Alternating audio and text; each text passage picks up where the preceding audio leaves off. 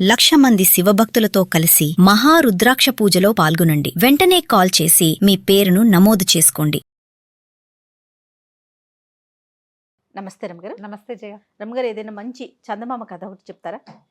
కుచుమారుడి కథ చెప్తాం. ఓ, పేరు వెరైటీగా ఉంది కదా. కుచుమారుడు భలే ఉన్నాయండి.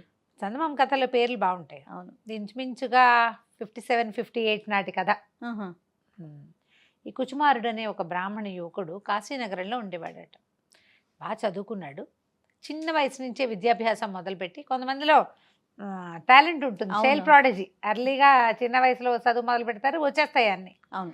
కొంచెం యుక్త వయస్కుడు అయ్యేసరికి 64 కళల్లోనూ అభ్యాసం వచ్చింది అతనికి. 64 కళలు రావడం అంటే చిన్న విషయం కాదు. సరే, ఆయన ఏమనుకున్నాడంటే అక్కడి నుంచి ధారానగరం బయలుదేరాడట. అప్పట్లో ధారానగరానికి భోజుడు మహారాజుగా ఉండేవాడు. భోజరాజు ఆయన ఏంటంటే ఇట్లా విద్వాంసుల్ని పరీక్షించి వాళ్ళ విద్యకి చాలా ఎక్కువ ధనాన్ని ఇచ్చేవాడు. చాలా ప్రశస్తి అనమాట. అక్కడ ఒక జయపత్రం తెచ్చుకుంటే ఇక ప్రపంచం అంతా వాళ్ళకి ఎదురులేనట్టే. పైగా ఆయన కొంచెం ఎక్కువగా కవిగాయక పోషకుడు.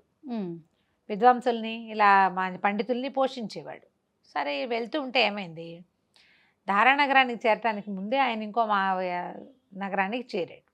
మధ్య మధ్యలో ఊళ్ళల్లో ఆగాలిగా. అప్పుడంతా ఏముంది, ట్రావెలింగ్ ఎట్లా చేసేవాళ్ళు, బళ్ళ మీద, కాలినడకలో.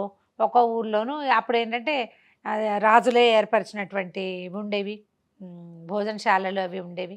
బ్రాహ్మణ అగ్రహారాల్లో ఇట్లా అతిథి అభ్యాగతులకి భోజనం పెట్టేవాళ్ళు. 2 రోజులు రెస్ట్ తీసుకుని అక్కడ ఏదైనా విద్వత్ సభలు అవి జరిగితే అవి కూడా అటెండ్ చేసి అక్కడ కూడా జయపత్రాలు పుచ్చుకుని తర్వాత ఊరికి అలా ప్రయాణం అయ్యి వెళ్తుండేవాళ్ళు.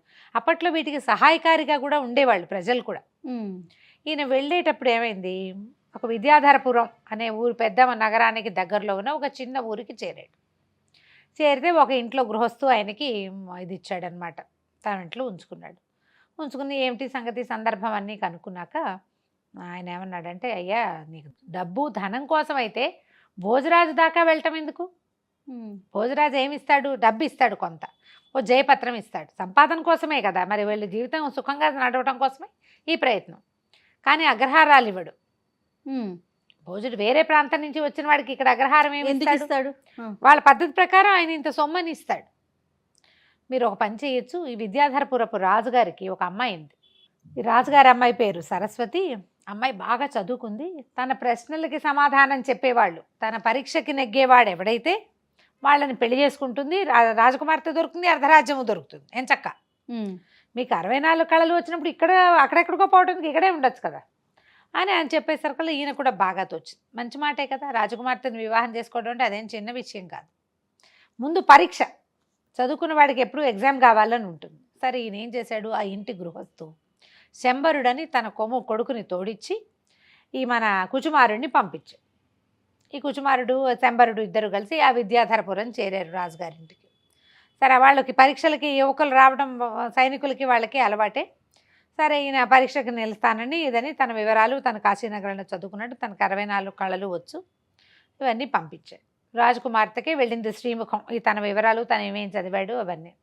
ఆవిడికి ఇంత బతికి క్షత్రుడిని పెళ్లి చేసుకోకుండా బ్రాహ్మణ్ణి పెళ్లి చేసుకోవటం ఏమిటి అనిపించి ఆవిడ ఏం చేసింది, మళ్ళీ ఉత్తరం రాసింది. ఈయన ఒక శాలలో దించారు. ఇట్లా పరీక్షకు వచ్చిన అభ్యర్థులందరినీ ఒక భోజనశాల ఒక ఏర్పాటు చేసి అక్కడ దింపేవాళ్ళు. ఆవిడేం చేసింది, ఉత్తరం రాసి, వెళ్ళిపోండి, మీరు పరీక్షలకి వాటికి మీరేం ఉండక్కర్లేదు, మీరు వెళ్ళిపోండి అంటే ఈయన మళ్ళీ ఉత్తరం రాశాడు. ఇలా సాగనంపద్దు, పరీక్ష పెట్టి నీ పరీక్షకి నేను నిలవలేదని సాగనంపు, అంతేగాని నాకు తగ్గ పరీక్ష లేదని ఒప్పుకుంటున్నావా నువ్వు అని మళ్ళీ అంగీకరించాల వెళ్ళిపోవటానికి. బహుమతులు పంపించింది, ఇవి తీసుకుని వెళ్ళిపోండి, నేను బహుమతుల కోసం రాలేదు, పరీక్ష కోసమే వచ్చా. నేను ఫలానా చోట చదువుకున్నవాడిని, ఫలానా చోట గెలిచాననిపించుకోవడం నాకు గొప్ప అనేసరికల్లా ఆవిడకి విసుగు పుట్టింది. ఆవిడ ఏం చేసింది, 2వ రోజు 3వ రోజు బోల్డ్ అనే రకాల పువ్వులు ఒక పెద్ద పళ్ళెంలో పోసి ఈయనకి పంపించింది. ఈయనేం చేశాడు, ఈ పువ్వులు పంపించడం పరీక్ష, పువ్వులు మాల కట్టడం కూడా ఈ 64 కళల్లో ఒకటి. తను చిత్ర విచిత్రంగా మాలలు కట్టి ఆ మాలను ఎట్లా అరేంజ్ చేశాడంటే కుచుమారుడు అని పేరు కనపడేలాగా అరేంజ్ చేసి పెట్టాడు. ఆ పేరు పెట్టి పంపించాడు. పంపించేసరికి ఆవిడ ఆశ్చర్యపోయింది. అమ్మ, వీరికి వచ్చు విషయం ఉంది, బ్రాహ్మణ్ణి పెళ్లి చేసుకోవటం అంటే ఏదో బడుగు బాపణ్ణి చేసుకోవటం కాదు, విద్యాధికుడిని చేసుకోవటమే. అక్కడి నుంచి రెండో రోజు మూడో రోజు ఏం చేసింది, ఓ పెద్ద పళ్ళె నిండా రకరకాల మణులు వజ్రాలు రత్నాలు అన్నీ కలిపి కుప్పగా పోసి పంపించింది. ఈయన ఏం చేశాడు, వజ్ర పరీక్ష, అందులో కొన్ని నకిలీ ఉన్నాయి. ఈయన మంచి వజ్రాలన్నిటినీ మాలగట్టి గుచ్చేసి నకిలీ వాటన్నిటిని ఒక గుండ్రాయి పెట్టి చిత కొట్టి ఆ పొడంతా పోసి ఆ పొడి మీద ఈ వజ్రాలు పెట్టి పంపించాడు. అంటే పరీక్షకి నిలబడగలడు అనమాట. తర్వాత ఆవిడ ఏం చేసింది, మూడోసారి ఒక మాటలు రాని ఒక చిలకని పంపించింది. దీనికి మాటలు నేర్పమని. చిలుకకి మాటలు నేర్పటం 64 కళల్లో ఒక కళ. 2 రోజుల్లో దానికి చక్కగా మాట్లాడడం నేర్పించాడు ఆయన.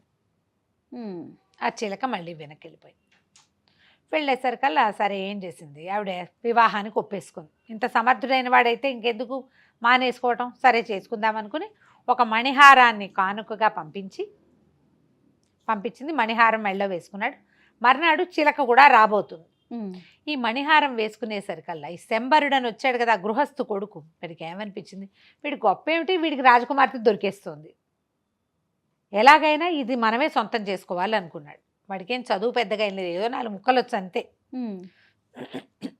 బాగా ఆలోచించి ఏం చేశాడు, ఆ రోజు రాత్రి ఒక తాడు రాయి పట్టుకొచ్చి ఆ రాయి పెట్టి ఈ కుచుమారుడు నెత్తి పగలు కొట్టి ఆ తాడుతోటి ఆ రాయిని అతను మెడకేసి కట్టేసి తీసుకెళ్ళిపోయి అగట్టలో పడేశాడు. మామూలుగా కోటలకి బయట అగట్టలు ఉంటాయి, చుట్టూతా తవ్వి దాని నిండా నీళ్లు నింపుతారు.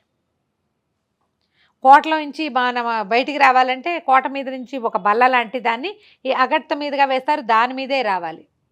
కోట తలుపు కనుక మూసేస్తే ఇంకా అగట్టలో కానీ మొసళ్ళు అవి ఉంటాయి, నీళ్ళు ఎక్కువ, చాలా వైశాల్యం ఉంటుంది, 14 అడుగుల దాకా ఉంటుందట. ఈజీగా దాటగలిగేది కాదు అది. అందులో అగట్టలోకి పడేసేసాడు రాత్రి. అది కొంచెం కోటకి దగ్గరగానే ఉంది వీళ్ళు ఉన్నటువంటి శాల. తెల్లవారాక 11 గంటలు అయింది, చిలక వచ్చింది, మాట్లాడే చిలక. కుచుమారుడేడి అని అడిగింది. నేనే కుచుమారుడిని అన్నాడు వీడు. ఆ కుచుమారుడిని చూడ్డానికి వచ్చిన వాళ్ళు ఎవరు, చెలికత్తలు అప్పుడొకళ్ళు చొప్పున ఒక చెలికత్తే వచ్చింది. ఆ అమ్మాయే పట్టుకొచ్చింది. మిగిలిన వాళ్ళకి ఎవ్వరికీ కుచుమారుడు తెలియదు. ఈ మాట్లాడే చిలక ద్వారా ఈ రాజకుమార్తె తెలుసుకుంది కుచుమారుడు యుక్త వయస్కుడని, అందగాడని, ఇంత ఎత్తుంటాడు, ఇంత తెల్లగా ఉంటాడు, అతని కళ్ళిట్లా పిలకిట్లా తెలుసుకుంది, అంతే తప్ప తెలియదు. ఈ కుచుమారుడు వీడేమన్నాడు, శంబరుడు నేనే కుచుమారుడు అనగానే చిలకంది, నువ్వు కుచుమారుడు ఏమిటి, నువ్వు కుచుమారుడు కాదు అనేసరికల్లా ఆవిడకి ఒళ్ళు మండిపోయింది. రాజకుమార్తె ఏదో చెప్పమంది కబురు అంది. ఏదో నా కబురు నాకు చెప్పంటే చచ్చినా చెప్పనంది ఆ చిలక. చెప్పననేసరికి ఇతను ఏం చేశాడు, ఒళ్ళు మండిపోయింది, దాన్ని పీక పీసుకు చంపేసి చిలకని చంపేసి గోడ పక్కన పారేసేసాడు. చిలక వెనక్కి రాలేదు. రాకపోయేసరికి సాయంకాలం దాసీలు వచ్చారు. చిలకేది అన్నారు. కుచుమారుడేడి అన్నాడు. నేనే కుచుమారుడిని. చిలకేది అంటే చిలకని గండుపిల్లి పట్టుకుని తినేసింది అనేసరికల్లా వీళ్ళకి ఏమనాలో తెలియలేదు. ఇది చూస్తే కుచుమారుడిలాగా లేడు. వీళ్ళు చిలక దగ్గర ఏం విన్నారు, అతను ఇంత పొడుగని, ఇంత పెద్ద మొహం అని, తెలివితేటలు స్ఫోరకంగా ఉంటాయని విన్నారు కదా. సరే మొదట వచ్చిన దాసి ఇప్పుడు రాలే, వాళ్ళకి వంతులు ఉంటాయి కదా. వీళ్ళు ఏం చేశారు, మళ్ళీ వెనక్కి వెళ్ళి రాజకుమార్తెకి చెప్పారు, అమ్మ అక్కడ ఎవడో ఉన్నాడు, మణిహారం అయితే మెళ్ళో ఉంది, మనం పంపించింది, చిలకేమో చచ్చిపోయింది అంటున్నాడు, నేనే కుచుమారుడిని అన్నాడు, కానీ అతన్ని చూస్తే నమ్మకంగా లేదమ్మా అంటే ఆవిడ ఏం చేసింది, ఒక రహస్య భాషలో ఒక శ్లోకం రాసి పంపించింది. దాని అర్థం చెప్పాను. ఇక్కడికి తేగానే సంబరుడు అది చూసి, ఏమిటి భాష, ఏదో పడితే అది రాస్తే ఎంతసేపు సమాధానం చెప్తాను, 3 సార్లు పరీక్షించారు, ఇంకా చాలదా, ఇదిగో మణిహారం ఉంది కదా, నేనే కుచుమారుణ్ణి అని తోక తొక్కిన తాచులాగా లేచాడు. వీళ్ళు ఆశ్చర్యపోయి, అది కాదండి పరీక్ష కాదు, మీరు 64 కళలు వచ్చిన వాళ్ళు ఎన్ని భాషలో వచ్చేవారు, మా రహస్య భాషలో రాసింది యువరాణి గారు, సమాధానం రాసి పంపించండి, నేను చచ్చినా రాయను అన్నాడు అతను. అక్కడికి వస్తాయి కదా, అదే కదా, నేను రాయను, ఏం చేసుకుంటారు చేసుకోపోండి. సరే మళ్ళీ వెనక్కి వెళ్ళారు. రహస్య భాషలను సమాధానం చెప్పనంటున్నాడమ్మా, ఏం చేద్దామని. ఇంతలో ఏమైంది, ఈవిడ ముందే తండ్రికి చెప్పింది, ఇతనితో పెళ్ళి నాకు ఓకే అని. ఈ లోపల రాజుగారు తన ఒకళ్ళిద్దరు పరివారంతో ఈయన కాబోయే పెళ్లి కొడుకుని చూడ్డానికి వచ్చేసరికి ఆయన కుచుమారుడు అన్నాడు. ఈ శంబరుడు చెప్పాడు, కుచుమారుడి వేషంలో ఉన్నవాడు, మీ అమ్మాయి ఇంకా ఎన్ని పరీక్షలు పెడుతుందండి, మీరు ఏం చెప్పారు, పరీక్షలకి ప్రశ్నలకి సమాధానం చెప్పిన వాడికి పెళ్ళి అన్నారు, పెళ్లి చేసేయండి, నేను పెళ్ళికి సిద్ధం, మా వాళ్ళని పిలిపించుకోవాలని కొంచెం కసురుకున్నాడు రాజుగారిని చూసేసరికి. రాజేమో మరి ముందు కూతురు ఓకే అంది కదా. ఈవిడికి భయం పట్టుకుంది, సరస్వతికి, యువరాణికి. వీడేమో కుచుమారుడిలాగా లేడు, ఇప్పుడు వచ్చిన చిలకత్తలందరూ వాడు అదోలా ఉన్నాడమ్మా అని చెప్తున్నారు. పైగా ధూర్తుడు. ఆడపిల్లలు వస్తే సమాధానం చక్కగా చెప్పడం కూడా రాలేదు. ఇంకా నేను పరీక్షలు లేవు, ఆల్రెడీ 3 పరీక్షలు అన్నారు, 3 అయిపోయినా ఇంక అంతేనంటున్నాడు. మణిహారమేమో వీడి దగ్గరే ఉంది, ఏం జరిగిందో తెలియదు. తండ్రేమో పెళ్లి ఒప్పుకున్నాడు. ఇంకేం చేస్తారు? సరే పెళ్ళి అన్నారు, రేపో ఎల్లుండో పెళ్ళి, 2 రోజుల్లోనే కుదిర్చేశారు. మళ్ళీ అందరికీ వర్తమానాలు పంపించాలి కదా. రేపో ఎల్లుండో పెళ్ళి అంత కుదరదండి, ఒక వారం 10 రోజులకు సమయం కావాలని చెప్పారు. కాశీకి వీళ్ళకి తన వాళ్ళ ఊళ్ళకి ఉత్తరాలు రాయాలి కదా. ఉత్తరాలు అవి వెళ్ళినాయి. సరే పెళ్ళి ఏర్పాట్లు జరుగుతున్నాయి. యువరాణి ఖిన్నురాలు అయిపోయింది, ఏం చేయాలో తెలియటల్లా. ఇంతలో ఒక విశేషం ఏం జరిగిందంటే, ఇతను ఏం చేశాడు, శంబరుడు కుచుమారుడిని మెడకి రాయి కట్టి అగట్టలో పడేశాడు. ఆ రోజు రాత్రి ఒక ముహూర్తం పెట్టారట. ఏంటంటే ఆ ఊళ్ళో ఉన్న బెస్తవాళ్ళు, అక్కడ మత్స్య సంపద చాలా ఎక్కువ. అయితే బెస్తవాళ్ళు అందరూ కలిసి ఒక పురోహితుడిని ముహూర్తం పెట్టమన్నారు. వలయటానికి కొత్తగా వలయటానికి మంచి రోజు చూసుకుంటారు కదా, వేటకెళ్ళటానికి మంచి రోజు. రోజు కోసం చూసేసరికి అలా ఆయనేమో ఆ రోజు అర్ధరాత్రంలో పెట్టాడు. రాత్రిపూట చెరువుల దగ్గరికి వెళ్ళటం కష్టం కాబట్టి అగట్టలోకి కొత్త నీరు వచ్చింది కాబట్టి శాస్త్రానికి వలేద్దాం, ఎక్కడో చోట వల వేయాలి అంతే, చేపలు ఉండవు, పెద్దగా ఏం ఉండవు. కొత్తగా నీరు వచ్చింది, నీరున్న చోట వల వేయాలి. అందుకని శాస్త్రం పోకుండా అగట్టలో వలేద్దామని వీళ్ళంతా పోయి బెస్తవాళ్ళంతా కలిసి అగట్టలో వలేశారు. ఈయన పడ్డాడు. ఆ వలలో కుచుమారుడు విత్ మెడ రాయి అన్నీ బయటపడ్డాయి. వాళ్ళేమో ఇదేమిటి ఎటగో ఉన్నాడు, బ్రాహ్మణులే కనిపిస్తున్నాడు కదా, గుండు పిలక కనపడుతున్నాయి, మోసుకుపోయారు వీళ్ళకి. ఎందుకంటే తొలిగా వలలో పడింది అక్కడ వదిలిపెట్టి రాకూడదు. ఓహో, శాస్త్రం ఉంటుంది కదా. ఇంటికి తీసుకొచ్చి చూస్తే నెత్తి మీద దెబ్బ ఉంది. సరే దెబ్బని మానిపారు. ఇంక ఇతను ఏంటంటే ఒక రకమైన అవమానం ఫీల్ అయ్యి ఇంక వెళ్ళల నగరానికి, వాళ్ళతోటే ఉండటం మొదలుపెట్టాడు. ఉంటున్నాడు అక్కడే. సరే వాళ్ళు ఒక చిన్న గుడిసె ఏదో ఖాళీ చేసి ఇచ్చారు, అన్నం వండుకుని తింటున్నాడు. వాళ్ళు ఒక బల్లకట్టు కట్టేవాళ్ళు, ఎవరైతే ఇతని ఇంటి మోసుకుపోయారో వాళ్ళతో పాటే ఆ బల్లకట్టు మీద తిరగటం మొదలెట్టాడు. బాగా తేరుకున్నాక అసలు పరిస్థితి ఏంటో చూసుకుని వెళ్దాము, ఇట్లా చావు తప్పి కన్నులు ఒట్టపోయి వెళ్ళకూడదు అనిపించింది. ఈ పరిస్థితిలో యువరాణికి ఏం కనిపిస్తాడు, ఇతను బలహీన పడిపోయినట్టు కదా, దెబ్బ తగిలింది, పడేశారు, ఎవరో పడేస్తే ఎవరికో దొరికాడంటే అవమానంగా ఉంది. అతను వెళ్ళల, ఈ బల్లకట్టు మీద తిరుగుతూ ఉన్నాడు. అప్పటికి తర్వాత ఒక 15 రోజుల తర్వాత కొంతమంది బ్రాహ్మణులు పండితులు వాళ్ళందరినీ బల్లకట్టు మీద దాటిస్తుంటే వాళ్ళు చెప్పుకుంటున్నారు, కుచుమారుడని చాలా గొప్ప కుర్రాడు, అమ్మా నాన్న లేరు కానీ గురుగారి దగ్గర బాగా చదువుకున్నాడు, అతని పెళ్ళికే మేము వస్తున్నాము అని వాళ్ళలో వాళ్ళు మాట్లాడుకుంటున్నారు. ఓహో, కుచుమారుడికి పెళ్ళా అని అడిగాడు ఇతను. అవును, రేపు పెళ్ళి, యువరాణితోటి చేస్తున్నారు, ఆవిడ పెట్టిన పరీక్షలన్నింటికి నెగ్గాడట. రాజుగారు మాకు వర్తమానాలు పంపించాడంటే అందులో కొంతమంది పండితుల్ని 1-2 సార్లు ఇతను చూశాడు, గుర్తుపెట్టాడు. ఊళ్ళో ఉన్న జనాలు ఆ బల్లకట్ట దాటుతుంటే బయట నుంచి వచ్చిన పండితులు వీళ్ళకి చెప్తున్నారనమాట. తనతో జరగబోయే పెళ్ళికి తను వెళ్ళి చూడాలి కదా అనుకున్నాడు. సరే ఇతను కూడా వాళ్ళతో పాటు రాజస్థానానికి వెళ్ళాడు. వచ్చిన వాళ్ళందరికీ విందులు వినోదాలు ఏర్పరిచారు. మర్నాడు పొద్దునే పెళ్ళి. పీటల మీద రాజకుమారుడిని, ఈ కుచుమారుడు బదులుగా కూర్చున్న శంబరుణ్ణి చూసేసరికల్లా అందరూ చాలామంది ఆశ్చర్యపోయారు. అందులో కాశీలో ఇతనితో పాటు చదువుకున్న వాళ్ళు కొంతమంది ఉన్నారు.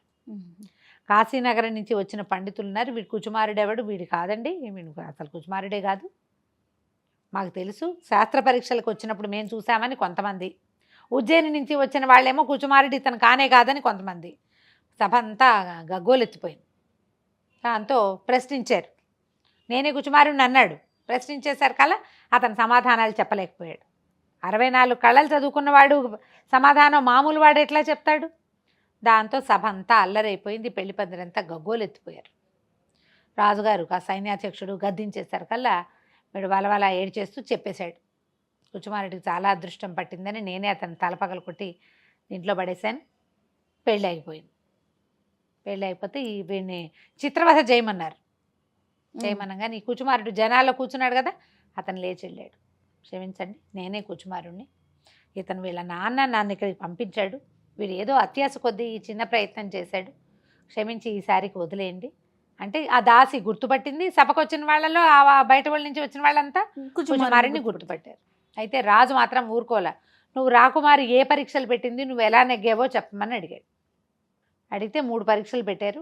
ఒక చిలకకి మాటలు నేర్పించాను, వజ్రాలు రకరకాలు కలిపి పంపిస్తే వాటిని నేను సెపరేట్ చేసి ఇచ్చాను, పూలమాలలు కట్టారు. ఈ 3 పరీక్షలతోటే మన ఇద్దరికి వివాహం అని రాజకుమార్తె ఒప్పుకుందని ప్రూవ్ అయింది కదా.